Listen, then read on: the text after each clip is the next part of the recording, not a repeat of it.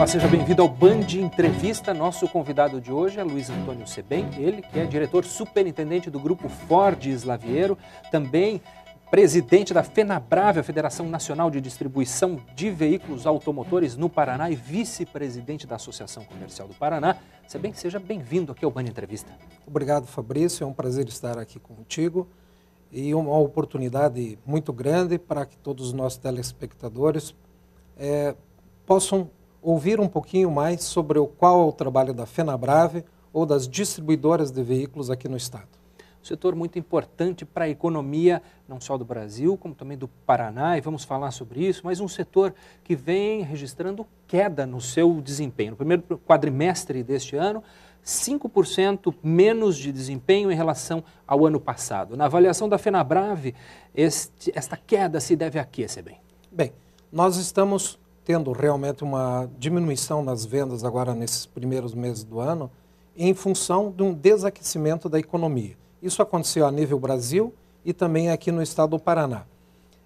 Considerando os nossos números aqui no estado do Paraná, nós ainda temos uma economia um pouquinho mais desenvolvida do que no restante do Estamos Brasil. Acima da média nacional? Um pouquinho acima da média nacional, mas realmente tivemos um desaquecimento e isso em função de uma preocupação hoje muito maior do consumidor daquilo que vai acontecer daqui para frente. Ou seja, como 80% das vendas de veículos, motocicletas, caminhões, máquinas agrícolas têm financiamento, dificilmente são feitas comercializações à vista, né?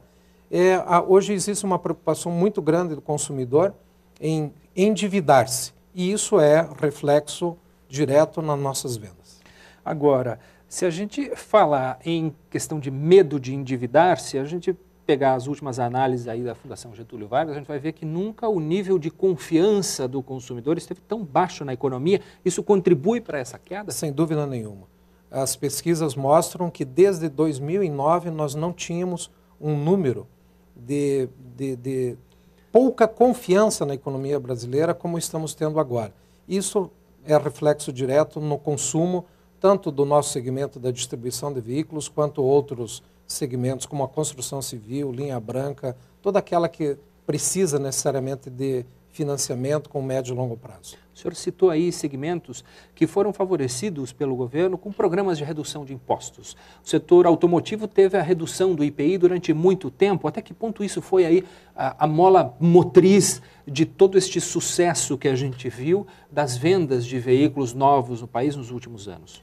Todo o segmento de veículos acabou tendo um benefício com a redução do IPI por parte do governo federal.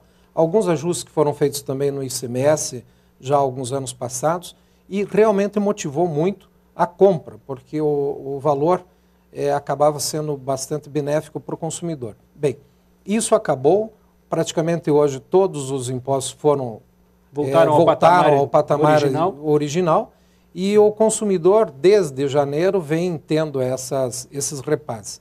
A partir de janeiro, também na área de automóveis, a gente só lembrando, né, houve um encarecimento por parte dos veículos em função da segurança. Foi exigido que todos os veículos produzidos no Brasil tivessem pelo menos o freio ABS e os airbags, né? Que aliados a outros itens de conforto, como direção hidráulica, câmbio automático, ar-condicionado, vidros e travas, sensores, fez com que os veículos subissem um pouco de preço. Isso, ao longo do tempo, vai sendo absorvido, mas foi realmente um impacto, né, na nossa comercialização, nas nossas vendas de veículos nesses 4 primeiros meses do ano de 2014. Outro fator que também contribuiu significativamente para este aumento, quer dizer, o carro próprio deixou de ser o sonho, o carro zero deixou de ser um sonho para muita gente, ficou acessível, foi também a questão da ampliação das linhas de financiamento. Crédito, aí carros que podiam ser comprados em vários meses, 50, 60 meses. Como é que está hoje essa questão? Houve um recrudescimento do financiamento? Sem dúvida. O cliente não deixou de ter crédito, mas os bancos, as financeiras, começaram a olhar para esse segmento com um cuidado muito maior. Então, o cliente não precisa estar inadimplente hoje, mas se o nível de endividamento familiar já estiver acima do que é considerado saudável para uma economia, o cliente vai ter que aguardar um pouco para diminuir esse seu endividamento para voltar a comprar financiado. E isso já deu para perceber claramente de que, na média desse ano, de cada 2 clientes que procuraram as concessionárias para fazer compras, isso na média a gente está falando, um deles teve a sua compra postergada porque não teve o seu crédito atendido. Isso realmente é um impacto muito grande no nosso negócio. Eu tenho um dado aqui, quero ver se o senhor confirma, que em abril 47% dos pedidos de financiamento foram recusados pelas financiadoras? Sim, foram recusados e eles poderão ser reavaliados. Então, a orientação seria para que os clientes deixassem passar uns 60, 90 dias que tiveram o seu crédito recusado, agora voltem, né, procurem saber exatamente o que foi que aconteceu, pode ser às vezes uma pequena coisa, um pequeno detalhe, uma falta de informação, e isso vai voltar a ser avaliado pelas concessionárias. Quer dizer, o medo não é nem a questão da inadimplência atual, mas já uma prevenção para evitar a inadimplência no futuro, daqui 2 anos, por exemplo? Como é que o senhor vê o quadro nacional daqui 2 anos? Nós sabemos que há alguns anos atrás, desde aquela crise que tivemos mundial em 2008, logo em seguida houve uma oferta muito grande de crédito. E isso fez com que realmente muitos consumidores que não poderiam entrassem no mercado consumidor fizeram a aquisição do seu veículo. Isso fez com que o nível de inadimplência subisse e causasse uma preocupação no todo o sistema financeiro. Isso não é saudável para nenhum país, para nenhuma economia. Então, essa atenção hoje está acontecendo, ela é saudável, precisa ser feita, mas travou um pouco a economia. Então, toda a rede de distribuição de veículos, junto com os agentes financeiros, os fabricantes, o próprio governo, né, a área da Fazenda, tem olhado isso com um cuidado muito especial. A própria presidente Dilma tem feito declarações que precisa impulsionar isso. Então, de alguma forma, vai ser corrigido e nós vamos voltar a ter uma condição de financiar aqueles clientes que precisam, né, e que são a grande maioria, para que a gente tenha um desempenho saudável nos próximos anos. Né? Nos próximos meses a gente sabe que ainda é muito difícil. Quando a gente fala do setor automotivo, todos os números são muito grandes, são gigantescos.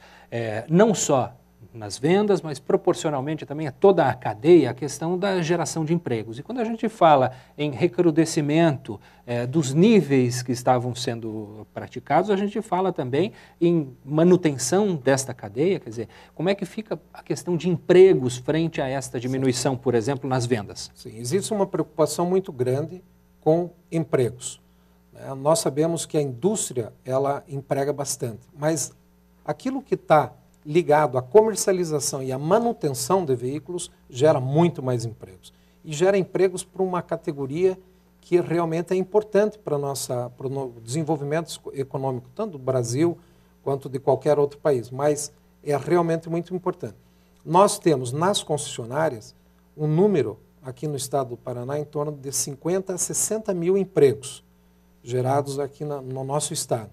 E isso, empregos diretos. Se nós considerarmos os empregos indiretos, que são dos postos de combustíveis, das borracharias, dos centros de troca de óleos, latoeiros, funilarias. Isso é uma coisa assim impressionante. É por isso que o governo sempre presta muita atenção no setor da produção e distribuição de veículos, porque tem-se números da Ministério da Fazenda que mostram, né, que a indústria automobilística chega a representar até 25% do PIB de uma economia ou aqui do Brasil.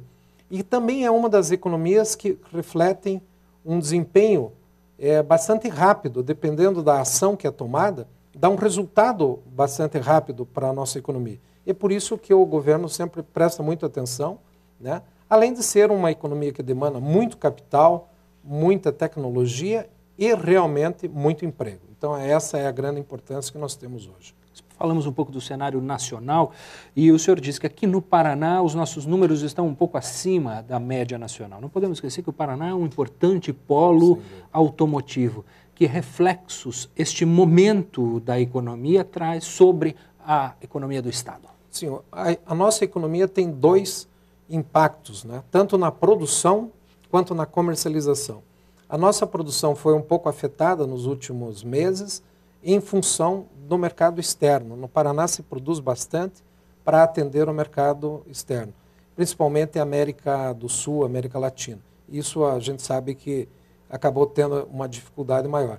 Mas, falando mais sobre a distribuição, ou seja, a comercialização de veículos no estado do Paraná, ela ficou um pouquinho acima, principalmente porque o desempenho da agricultura, da agroindústria no Paraná foi muito bom, né? A propósito, hoje, o interior do estado do Paraná demanda aproximadamente 60% da comercialização de veículos, máquinas agrícolas, caminhões, motos, e isso já foi diferente. A grande Curitiba, a região metropolitana, já teve esse peso de 60 contra 40. Né? Quer dizer, então, deslocou o eixo agora para o interior do estado. E é um reflexo, né? O PIB no interior do Paraná tem crescido mais nos últimos 5 anos do que o PIB aqui na capital. Isso também, em todas as capitais brasileiras, tem um desempenho um pouco menor do PIB do que o interior.